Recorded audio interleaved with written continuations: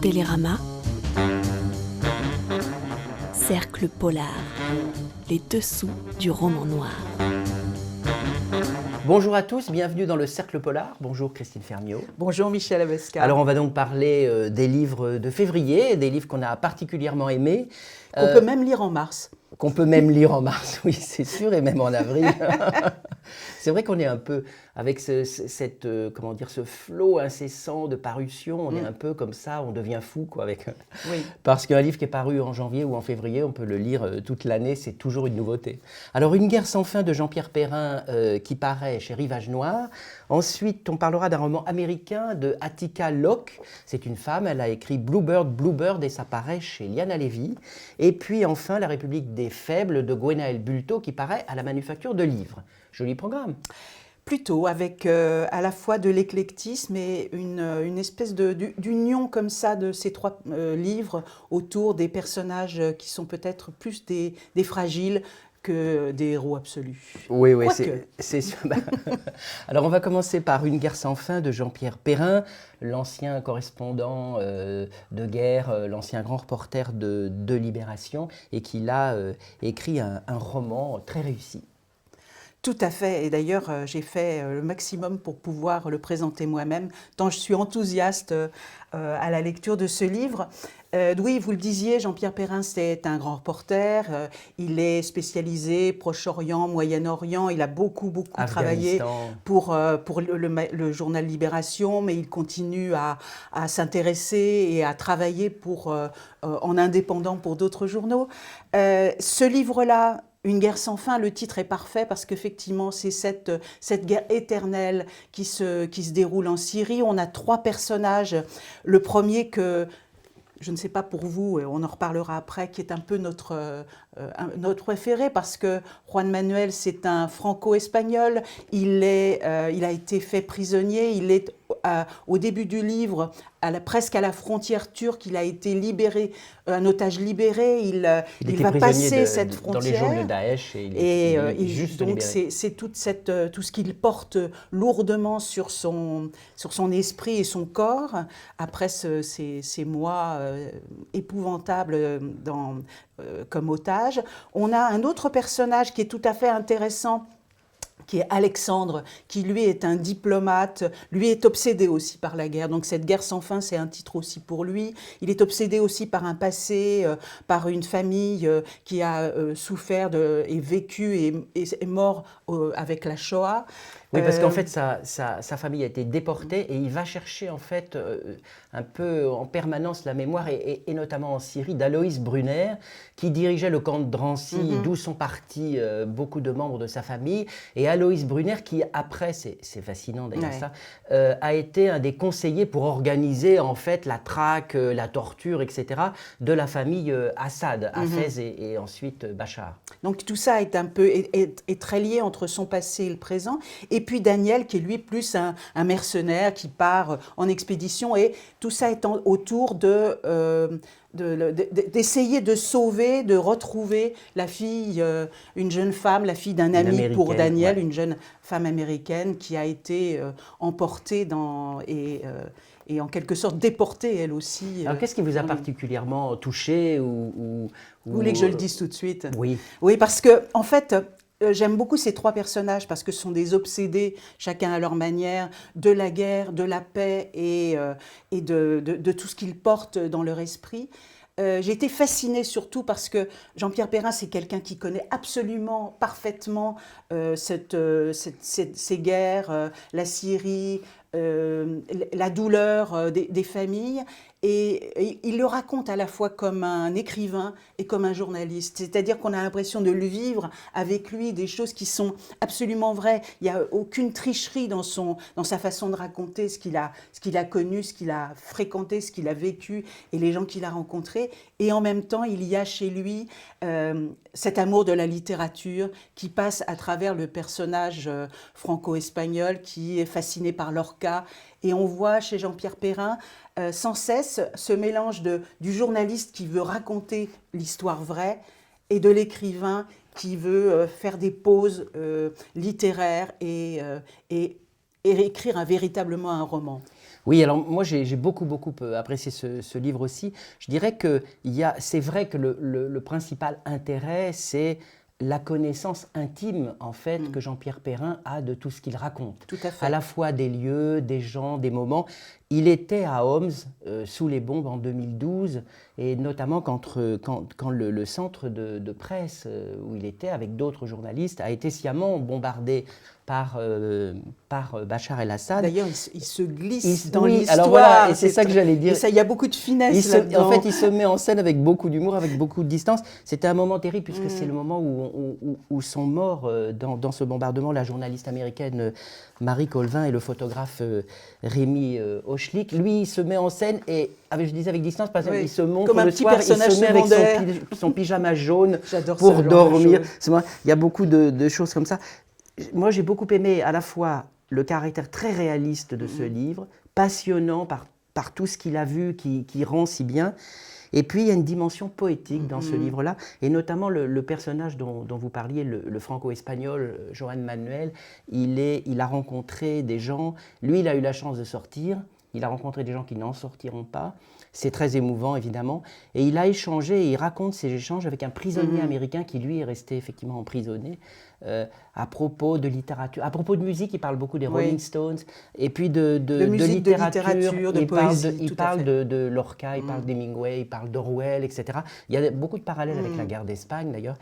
Et ça se termine, en fait, il va aller chercher, en mémoire de ce garçon, en Galice, en Espagne, la mémoire d'un poème de Lorca. C'est magnifique, j'ai trouvé. Oui, et ça, c'est ce mélange des deux qui fait que ce livre est extrêmement réussi et donc Une guerre sans fin de Jean-Pierre Perrin, j'ai oublié de le dire, c'est paru chez Rivage Noir et c'est ce qui est très intéressant aussi dans cette collection, de mêler la littérature, le suspense, l'enquête et là, en l'occurrence, on a un petit peu tout. Voilà, c'est un roman de guerre, c'est un roman d'espionnage, mais c'est construit avec les moyens du polar, donc on suit, on est intrigué de savoir la suite, c'est très réussi. Alors là, on va parler d'un autre sujet très lourd aussi, mais et absolument passionnant, avec une autrice en fait américaine qui s'appelle Attica Locke, qui connaît bien le Sud profond. Elle est originaire du Texas, et là, Bluebird, c'est son 5e roman. Alors les précédents étaient parus à la Série Noire.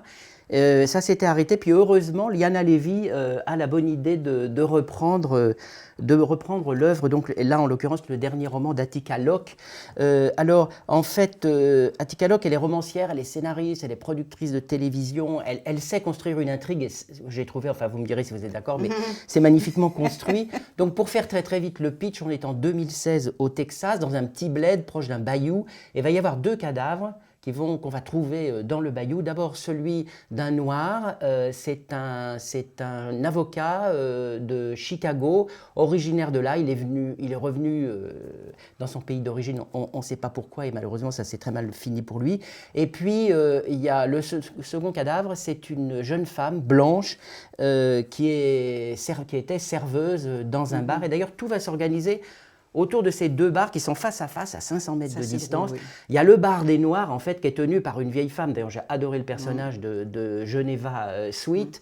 Et en face, il y a le bar des Blancs et des Sacrés Blancs, puisque c'est fréquenté essentiellement par, beaucoup, c'est une sorte de QG des suprémacistes blancs, et notamment de l'amicale c'est une sorte de résumé du monde, oui, en fait, dans une petite rue d'une petite ville. Et donc, c'est vraiment un polar, donc c'est l'enquête sur est-ce que ces 2 crimes sont liés, est-ce que les motivations sont uniquement racistes ou pas seulement. Et Qu'est-ce que vous en avez pensé, Christine ? Eh bien, écoutez, d'abord, j'aime beaucoup le personnage du ranger noir qui est Darren Matthews, qui est un personnage extrêmement intéressant. Alors lui, c'est l'enquêteur. Lui, c'est l'enquêteur. Mais en fait, quand j'ai commencé ce livre, je me suis dit, c'est encore une enquête autour du racisme. Attica Locke, elle avait un autre personnage dans ses précédents livres. Là, on a cette espèce de ranger avec des idées extrêmement précises, comme ça, du droit et de la loi. Et puis, j'ai été prise par autre chose. C'est parce qu'on parlait de poésie pour Jean-Pierre Perrin, mais là aussi, chez Attica Locke, il y a à la fois de la poésie et l'envie de nous emmener vers quelque chose qui est comme le blues, Bluebird, qui donne le titre à ce livre quelque chose d'à la fois très mélancolique, avec beaucoup d'humour, puisque Geneva, c'est un personnage passionnant aussi, cette patronne de bar, avec, en fait, ce que j'ai aimé, c'est que ça se complique de plus en plus, et ça nous entraîne vers quelque chose de beaucoup plus profond et très inattendu, Voilà. et c'est ça qui est réussi. C'est ça. Bluebird, Bluebird, effectivement, c'est un morceau de John Lee Hooker, Oui. voilà, qui donne le titre. Qu'on aurait dû mettre. Oui, ce serait bien de l'entendre. derrière nous. Alors, en fait, moi, je suis entièrement d'accord avec vous sur le personnage de Darren Matthews, le Texas Ranger, parce qu'en fait, c'est quelqu'un, lui, qui est une grande famille noire, mais bien installée dans le pays, plutôt fortuné, qui a décidé de rester pour pas laisser le terrain uniquement aux suprémacistes blancs. Lui, il a fait des études dans une grande université de l'Est, donc mais il a décidé de revenir, de s'engager dans les Texas Rangers, justement pour dire je suis d'ici, j'ai le droit d'être ici. Et c'est très inattendu comme personnage, parce qu'on aurait pu penser que c'était un petit ranger de rien du tout. Et puis tout ce passé et toute cette volonté, c'est ça qui donne une immense force à un personnage qu'on espère bien retrouver dans d'autres C'est ça. Et livres. puis alors c'est très loin du cliché habituel du ranger américain.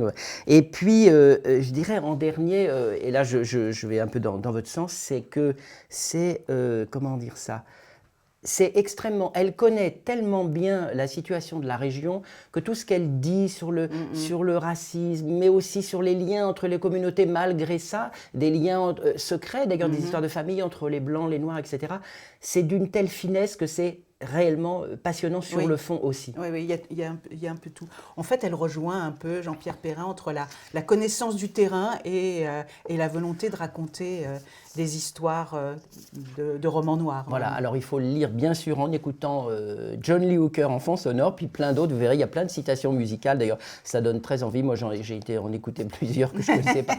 C'est très très bien, c'est un polar sur fond de blues, c'est traduit de l'anglais par Anne Rabinovitch, donc à Ticaloc, Bluebird, Bluebird, ça paraît chez Liana Levy. Et enfin... Alors on a eu les Rolling Stones, on a eu John Lee Hooker, et qu'est-ce qu'on va mettre avec Gwenaëlle alors là, c'est moins évident.